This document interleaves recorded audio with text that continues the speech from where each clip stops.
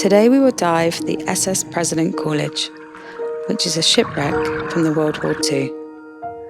And this is where Captain Elwood J. Ewart remains were found in 2015 after 73 years of his heroic action before his death.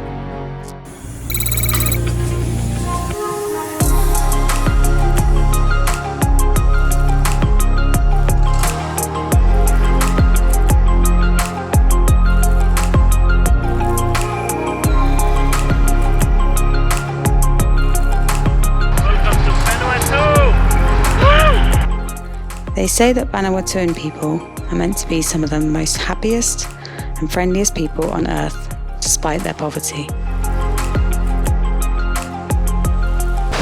Okay, we're gonna take all that nice picture. 1 second, I'll fix it.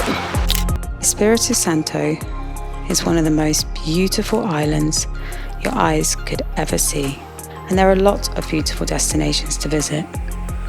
Also, this is where the famous SS President Coolidge sits at the bottom of the ocean.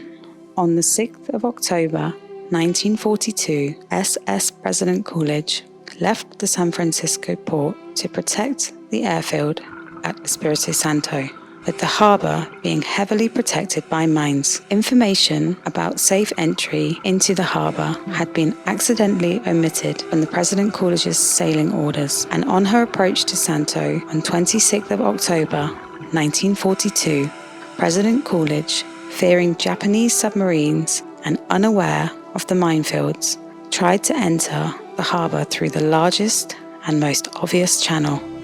A mine struck the ship in the engine room, and moments later, a second mine hit her near the stern. Over the next 90 minutes, 5,340 men from the ship got safely ashore. Captain Elwood Joseph Ewart had safely left President Coolidge when he heard that there were still men in the infirmary who could not get out. This is when he decided to return back to the ship to rescue them. The ship is now rested on its side with 21 metre depth at the bow and around 60 metres at the stern. The maximum depth we will be diving today is around 40 metres. And to cover most of the ship locations, you will need to dive several dives. At the bow of the ship, you can still see all the tanks upside down.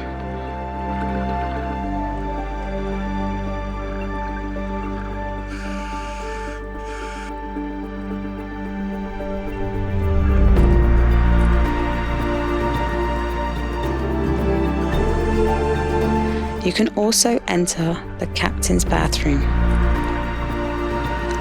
And at a depth of 45 metres, you can see the portrait of the lady. We were diving on regular air, which allows us a maximum diving time of around 25 minutes inside the wreck. This dive is perfect for tech divers to stay for about 2 to 3 hours each dive.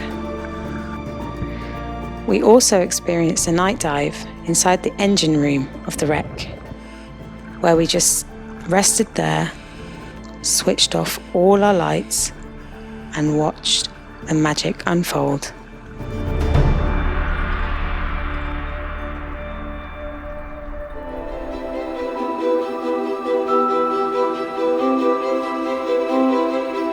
In the deep darkness from inside the wreck, lights started to appear out of nowhere.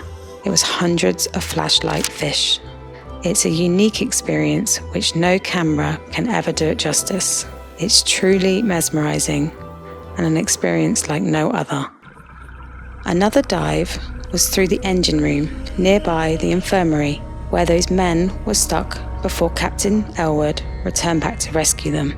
The ship listed to one side, and Captain Ewart had tied a rope around himself and fastened it to a railing so that he could rescue many boys who were unable to climb up the slippery railing and the water-filled ship. It was a harrowing task to save the 6 men, as the ship kept listing more and more, and the passengerways filled with water.